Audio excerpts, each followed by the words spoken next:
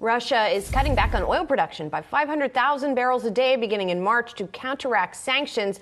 Our next guest says while the cuts are being positioned as a choice, it's more than likely a necessity. CIBC Private Wealth U.S. senior energy trader Rebecca Babin joined us now. Rebecca, it's great to see you. So this news came out and the oil market didn't necessarily react as much or like one would have expected. Can you walk us through what the market was expecting from Russia and how it's being read?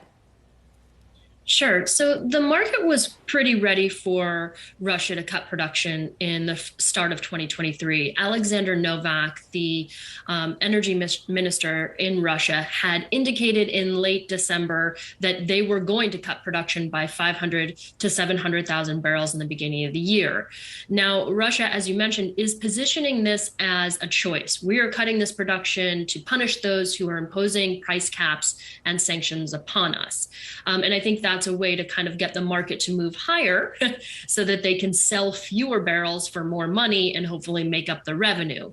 The reality is they're probably having a hard time moving these barrels. And this is because as we moved forward into the February 5th sanctions package on Russian products, we're bumping up into a smaller markets for Russian products and fewer tankers that can actually ship products. So if Russia can't move its products effectively, it needs less crude oil demand to feed into its refinery and therefore has to cut production.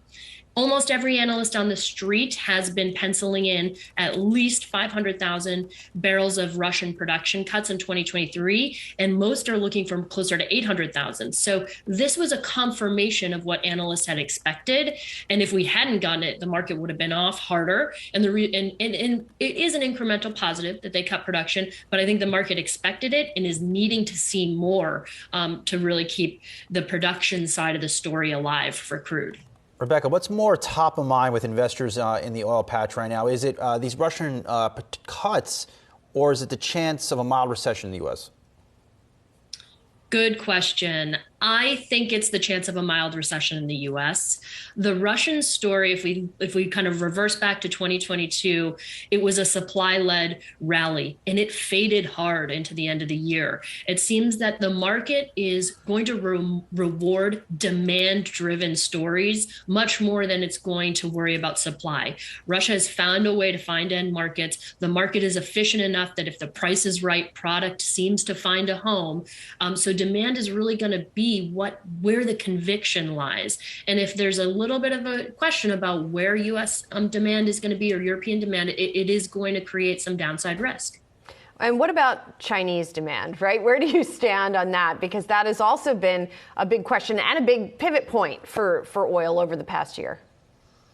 So that is the center point of the bull thesis is Chinese demand rebound in 2023 for crude oil. The swing factors I'm seeing are it could be as big as 1 million barrels of demand, incremental demand to as much as 3 million barrels, depending on how the reopening plays out. It's underpinning every bullish trade on the street is Chinese demand. It's the story, the one thing, if there's only one thing to watch in crude oil, it's Chinese demand. It's less about the recession in the US. It's less about Russian supply. It's Chinese demand.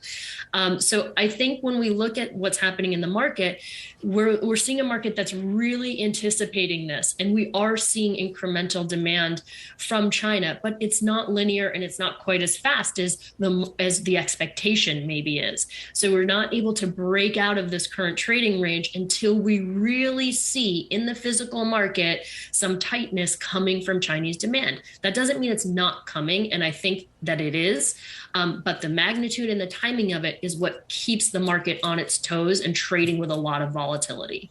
We've seen gas prices really continue to ease here. Do you think that's mostly due to demand destruction, meaning that consumers have been dealing with these high gas prices for 6 months, maybe in more than a year in some cases, and they're finally starting to drive less and pull back?